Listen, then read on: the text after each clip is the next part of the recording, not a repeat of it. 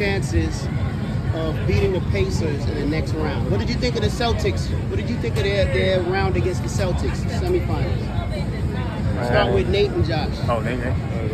Personally, man, initially my reaction of them getting their matchup, I thought Celtics were going to take it all away. They got more of a package. They got more players. They got more heat. They got more power. That's due to because the Knicks coach is used to just playing the starting five. And, you can't win a championship with only 5 guys and you have a roster of 15. Celtics they got more. They got more on the bench. They got more in the organization. So I thought they were going to take that win. But, Knicks, coming out and taking that W surprised me a lot. It was an amazing series. It was just full of excitement, man. That's all it was, man. Instead of me getting too deep into who would win, I was just like, man, I'm happy the Knicks is here, representing our hometown, representing our city, just showing a lot of love, man. I think the Knicks bring in most of the energy and the excitement in the NBA, lately. It was exciting, man. It was exciting. It was really exciting. Like that. What about you, Joshua? What do you think of the round against the Celtics and going forward? What do you think about the Knicks' chances? Yeah, so the round against the Celtics is a great win, great playoff win for them. My initial idea going into it was who would be the best player throughout the series. And because I think overall it was pretty much split. Like, I think what really hurt the Celtics was I think just their effort, their intensity. I think it's just like they really slacked off when it came to the Knicks and they underestimated them. Yes, absolutely. I agree 100%. Exactly. So then, and then I feel like a lot of people underestimated Jalen Brunson and just his star power and just what he brings to the game and just his scoring ability, his playmaking ability. People just thought he would I don't know why, but people thought he would crumble or not, he couldn't match up against Tatum, and he would just get picked on defensively. But I feel like he really held his own inside the series, and he really set the tone for the series and was a great leader throughout it. Just with his leadership, just him being a superstar for the team, a leader, staying poised throughout the series. Getting key buckets, making key plays towards the end. Exactly. Towards the end of games. And I think we're going to take that into next series against the Pacers. I think it's pretty clear cut that the Knicks have the better players overall. They have the best player inside the series, Jalen Brunson. So I think it should. Indiana's a great team. They're well coached. But I think the Knicks are gonna take that series. I think they're gonna be able to come out on top. Okay. Just because of if you're matching up talent on each side.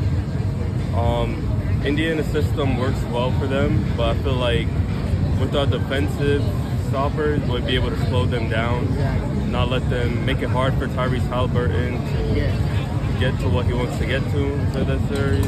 OG, Mikal be good matches for him. He can match his length and his height and his length. So I think it'll be a good series, but the Knicks, I feel like they'll take in 6. I feel like they'll take in 6. That's a stamp. That's a stamp. He's stamping it. Is there any more questions? I think that's it. I'll just say this quickly. Great series for the Celtics. What went up eventually had to come down. They could not sustain that type of shooting. That was like NBA 2K. There's no way they're going to keep doing that. The Knicks closed out on the shooters. They put a body finally on White, which they should have did since the beginning of the series, but it's okay. We don't worry about it. That's the past. They played well. I thought Tatum get better. Brown, I thought Jalen Brunson played stand-up defense on him. I thought Brown fouled Brunson a lot and they just didn't call it, but that's neither here nor there neither. Let it be a rough series. This team is tough and tested now, but they can play that way and not let it get to them. So I'm very proud of the team. Mitch was phenomenal. It was one of the unsung unstated MVPs of that Celtics series. He was phenomenal. He reminded me of a young Dennis Rodman.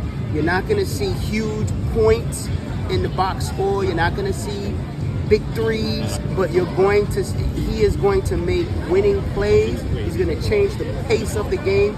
He's going to dictate how the other coach coaches. He's going to cause havoc with the next team. So for Mitch, take a bow, Mitch. You were phenomenal, man. For the rest of the Knicks, you know, I've been a Knicks fan since '79. Michael Ray Richardson was my childhood idol, the first Knicks player that I followed and loved, and I never looked back. I'm very proud of what this team has done. No one, not even me, picked them to beat the Celtics. And they did it in 6, not even 7. I hoped it would go 6, but that the Knicks would be competitive in it, and I thought they would lose in 6. So once they won the first 2, all bets was off, and then I started to come around after that. And any other Knicks fan or person telling you out there they expected the Knicks to beat the Celtics going in, they lying. They straight capping. So, you know, we want to try to keep it real here. You know, at Fan Pros, we want to keep it real, No bias, baby. no bias. No biases, man. No bias. We're trying to keep it real with what we say and predict. In any event, let's go Knicks. They face the Pacers next. I'm with Joshua. I picked Knicks in 6. I think Pacers play no defense, man. So the Knicks are going to have their way in that series. And our starting 5 is better than their starting 5. I think Tibbs is getting better, so he'll use a little bit more of the bench. We may see a precious play, I'm hoping, in that last round. But Knicks in 6, we'll dive a little bit more into it later. But for now, we just enjoying a beautiful Sunday out here in paradise. Repping our Knicks, baby. Let's go.